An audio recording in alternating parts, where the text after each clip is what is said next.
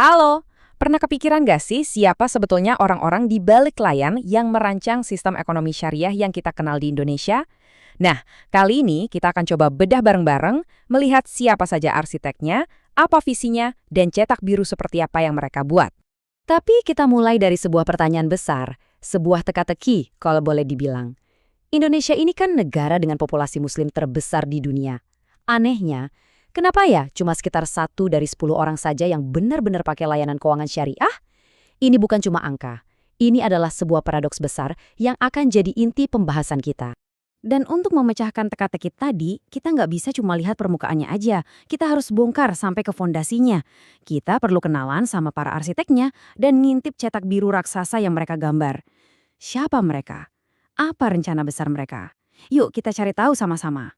Oke, pertama-tama, mari kita lihat dulu skala dari paradoks ini. Di satu sisi, ada potensi yang, jujur aja, luar biasa besar. Tapi di sisi lain, kenyataannya masih jauh dari harapan. Coba lihat angka ini, 87%. Artinya hampir 9 dari 10 penduduk Indonesia adalah Muslim. Kalau kita bicara bisnis, ini adalah pasar raksasa. Seharusnya secara alami ini jadi basis utama ekonomi syariah. Potensi yang nggak ada tandingannya di negara manapun. Tapi inilah realitanya. Dari potensi pasar segede itu, nyatanya cuma sebagian kecil aja yang benar-benar terlibat. Sisanya, ya, masih setia sama sistem konvensional. Ini bukan lagi sekedar kesenjangan. Ini udah kayak jurang yang dalam banget.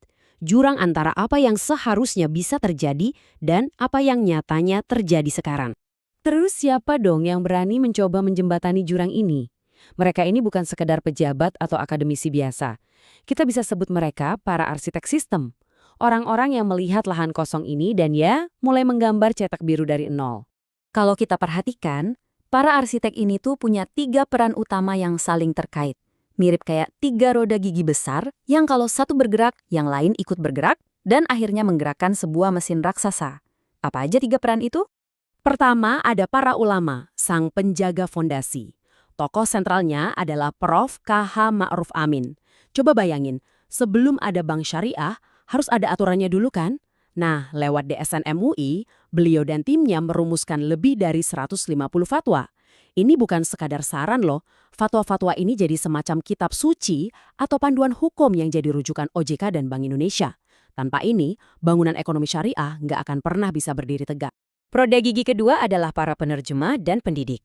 Tokoh seperti Adi Warman Karim itu tugasnya menerjemahkan kitab suci tadi jadi bahasa bisnis yang praktis dan bisa dijalankan oleh bank. Hasilnya, bank-bank konvensional besar jadi berani buka unit usaha syariah, bikin layanannya makin gampang diakses. Terus ada juga Dr. M. Syafi'i Antonio yang bisa dibilang bapak pendidikan ekonomi syariah yang membangun sekolah untuk mencetak para ahlinya. Dan yang ketiga, tentu saja, para arsitek negara. Tokoh seperti Dr. Bambang Brojonegoro yang menginisiasi sebuah komite pusat bernama KNKS untuk mengawal ini semua.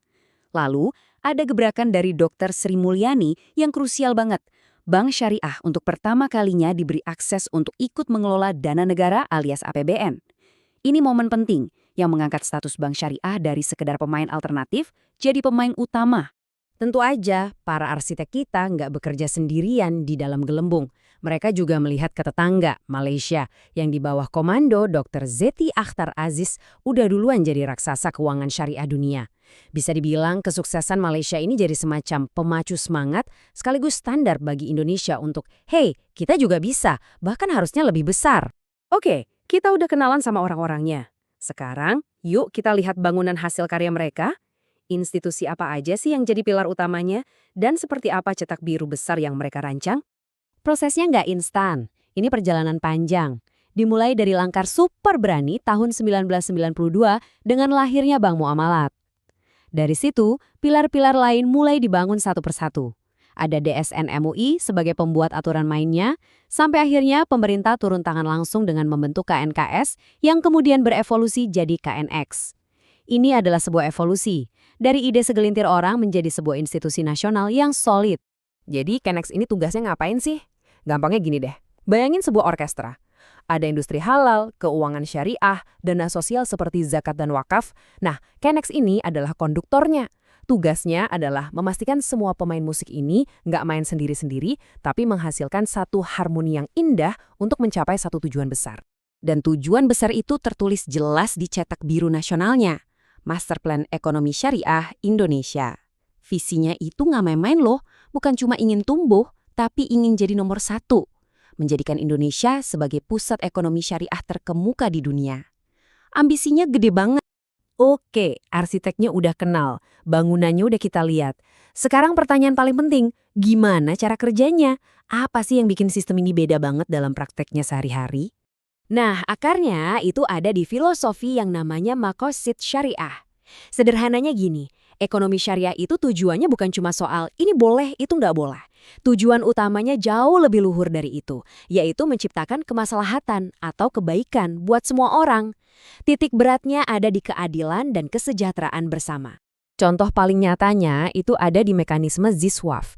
Dana sosial seperti zakat, infak, sedekah, dan wakaf dikumpulkan dari masyarakat.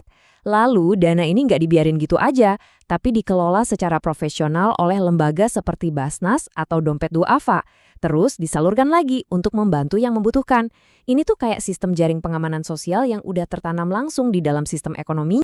Dan jangan salah ya, banyak yang mikir ekonomi syariah itu cuma soal perbankan. Keliru besar. Justru mesin penggerak utamanya itu ada di sektor real. Makanan halal yang kita makan, baju muslim yang kita pakai, sampai tujuan liburan kita. Semuanya ini adalah bagian dari ekosistem halal yang nyata dan terus berputar setiap harinya. Kita udah lihat cetak biru dan fondasinya yang kuat. Tapi kan, bangunan semegah apapun pasti ada tantangannya. Jadi, gimana kondisi bangunan ini sekarang? Apa aja retak-retak yang perlu diperbaiki dan gimana pemandangan ke depannya?